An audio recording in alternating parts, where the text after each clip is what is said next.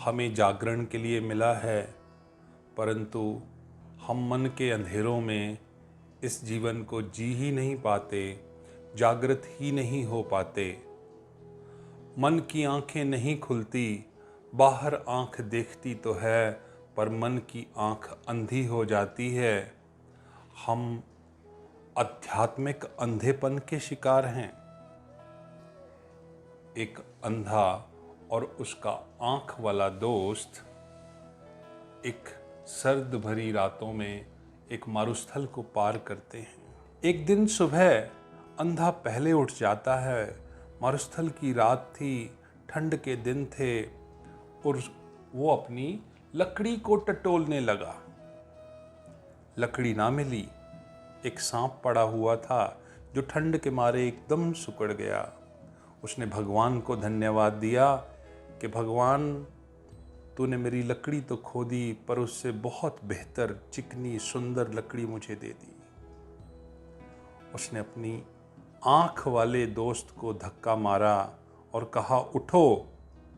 देखो, आंख वाला दोस्त देखकर घबरा गया। उसने कहा, तुम्हारे हाथ में क्या है? छोड़ दो इसे, सांप है, जीवन के लिए खतरनाक हो सकता है। और अंधा बोला, दोस्त, इतनी ईर्ष्या मत करो। तुम मेरी इस सुंदर सी लकड़ी को सांप बता रहे हो। तुम चाहते हो कि मैं इसे छोड़ दूं और तुम इसे उठा लो। मैं अंधा जरूर हूं, लेकिन ना समझ नहीं। मेरी लकड़ी खो गई, परमात्मा ने मुझे सुंदर लकड़ी दी और तुम इसे सांप बता रहे हो। और वो अंधा अपने रास्ते चल पड़ा, आंख वाले को छोड़कर। थोड़ी देर में सूरज निकला, सर्दी मिट गई, सांप में प्राण आ गए और उसने अंधे को काट लिया और अंधे की मृत्यु हो गई। यही हाल हम सब का है। हम जो जीवन में पकड़े हुए हैं, उससे भी किसी विराट को, किसी अनंत को पकड़ा जा सकता है। जीवन में सत्य को पाया जा सकता है, परंतु जो आप पकड़े हुए हैं वो आपको डुबोने का कारण बन जाएगा। जीवन भर जो हम करते हैं वही हमें डुबो देता है, सारे जीवन को नष्ट कर देता है। जब जीवन नष्ट हो जाता है और अंतिम क्षणों में एहसास होता है कि मैंने ये अद्भुत जीवन व्यर्थ ही खो दिया। हम लोग मनन और चिंतन नहीं करते।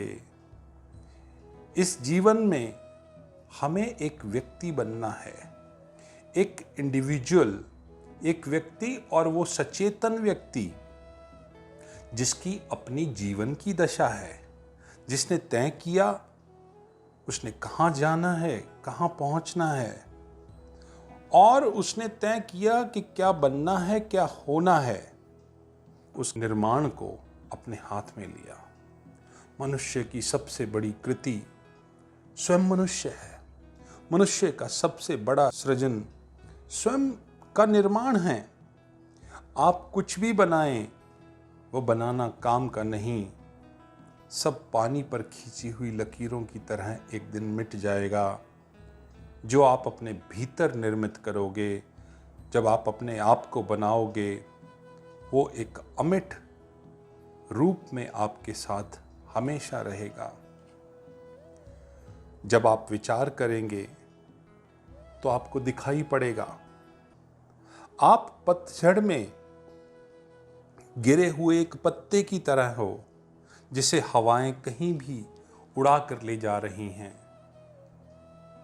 जहां भी हवाएं आती हैं वहीं आप सरक जाते हैं। आपने जिंदगी में सचेतन विकास किया है या केवल हवा के धक्कों से उड़ रहे हैं? और अगर आप हवा के धक्कों पर उड़ते रहे तो क्या आप कहां पहुंच जाएंगे? क्या कोई कभी इस तरह से पहुंचा है? जीवन में एक सचेतन लक्ष्य ना हो तो कोई कहीं पहुंचता नहीं। सचेतन लक्ष्य की प्यास इस बात से पैदा होती है कि आप इस जीवन का मनन करें, विचार करें और चिंतन करें। अगर हमें अपनी आध्यात्मिक अंधेपन को दूर करना है तो हमें अपने इस जीवन पर विचार करना होगा। हमें इस जीवन के जागरण पर विचार करना होगा, मनन करना होगा, चिंतन करना होगा।